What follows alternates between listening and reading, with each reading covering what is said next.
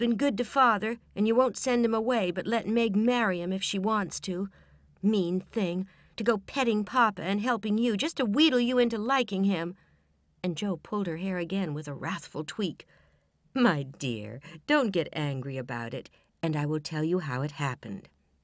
John went with me at Mr. Lawrence's request, and was so devoted to poor Father that we couldn't help getting fond of him. He was perfectly open and honorable about Meg, for he told us he loved her, but would earn a comfortable home before he asked her to marry him. He only wanted our leave to love her and work for her, and the right to make her love him if he could.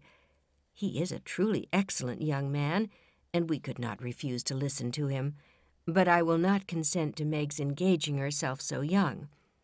Jo, I confide in you, and don't wish you to say anything to Meg yet. When John comes back and I see them together, I can judge better of her feelings toward him." "She'll see those handsome eyes that she talks about, and then it will be all up with her. I see it all. They'll go lovering around the house, and we shall have to dodge. Meg will be absorbed and no good to me any more. Brooke will scratch up a fortune somehow, carry her off, and make a hole in the family, and I shall break my heart, and everything will be abominably uncomfortable. Oh, dear me! Why weren't we all boys? Then there wouldn't be any bother." Jo leaned her chin on her knees in a disconsolate attitude. "Jo, it is natural and right you should all go to homes of your own in time, but I do want to keep my girls as long as I can, and I'm sorry that this happened so soon, for Meg is only 17, and it will be some years before John can make a home for her. Your father and I have agreed that she shall not bind herself in any way, nor be married, before 20.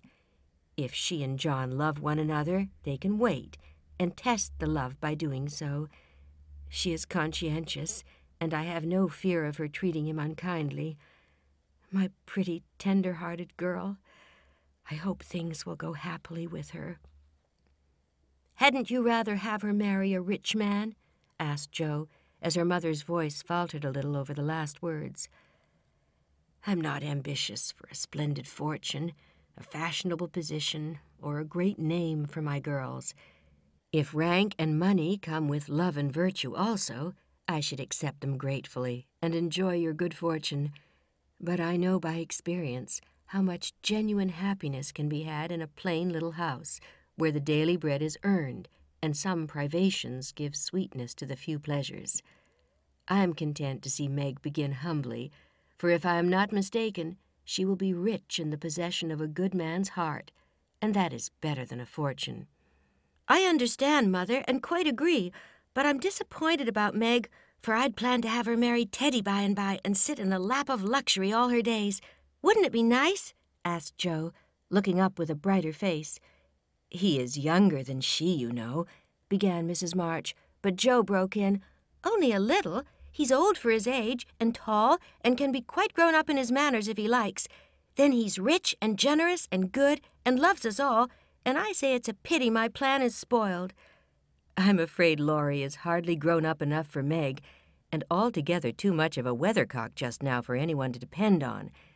Don't make plans, Jo, but let time and their own hearts mate your friends. We can't meddle safely in such matters, and had better not get romantic rubbish, as you call it, into our heads, lest it spoil our friendship."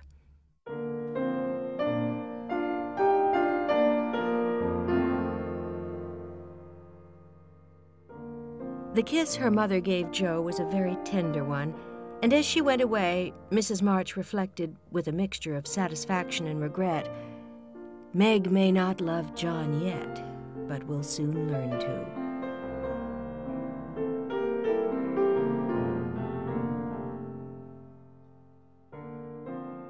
Like sunshine after a storm were the peaceful weeks which followed. The invalids improved rapidly, and Mr. March began to talk of returning early in the new year. Beth was soon able to lie on the study sofa all day, amusing herself with the well-beloved cats at first, and in time with doll sewing, which had fallen sadly behindhand. Her once active limbs were so stiff and feeble that Jo took her for a daily airing about the house in her strong arms. Several days of unusually mild weather fitly ushered in a splendid Christmas day. Hannah felt in her bones that it was going to be an unusually fine day, and she proved herself a true prophetess, for everybody and everything seemed bound to produce a grand success. To begin with, Mr. March wrote that he should soon be with them. Then Beth felt uncommonly well that morning, and being dressed in her mother's gift, a soft crimson merino wrapper, was borne in high triumph to the window to behold the offering of Joe and Laurie.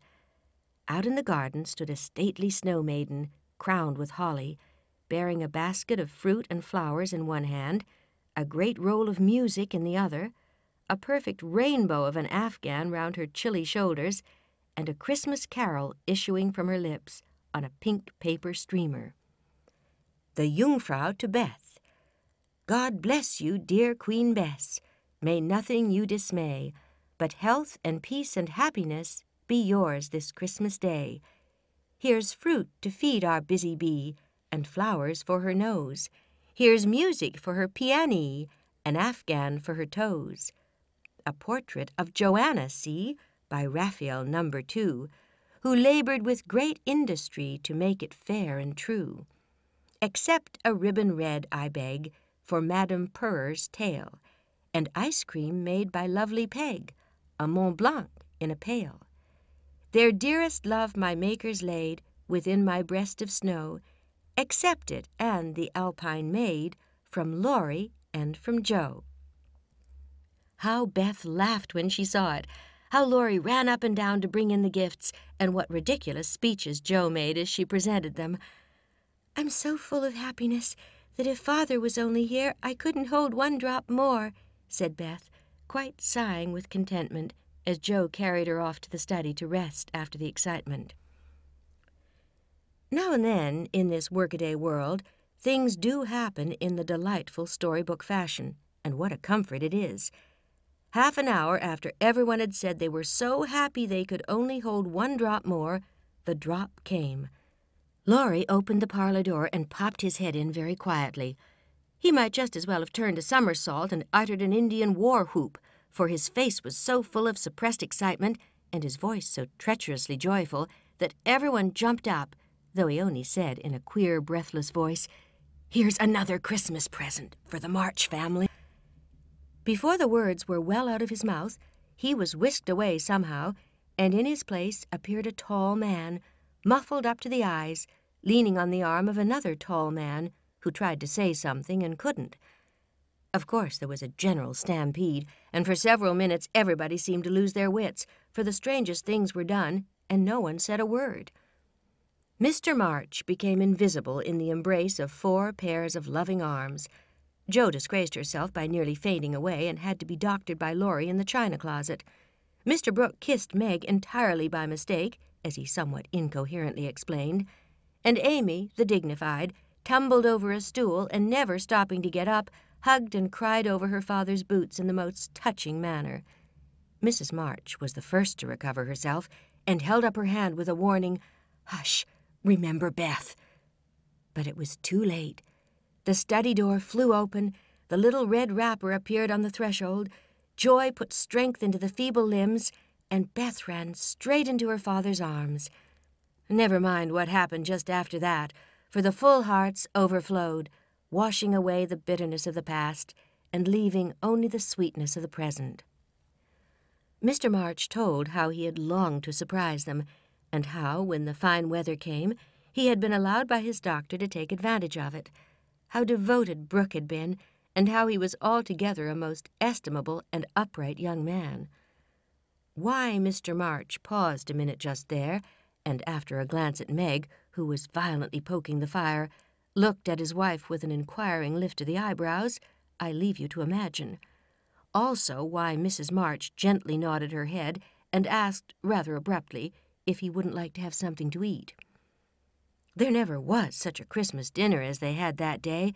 The fat turkey was a sight to behold when Hannah sent him up, stuffed, browned, and decorated.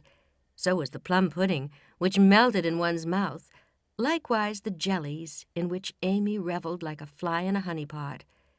Everything turned out well, which was a mercy, Hannah said. "For my mind was that flustered, Mum, that it's a miracle I didn't roast the pudding and stuff the turkey with raisins, let alone bilin' of it in a cloth." Mr. Lawrence and his grandson dined with them, also Mr. Brooke, at whom Joe glowered darkly, to Laurie's infinite amusement.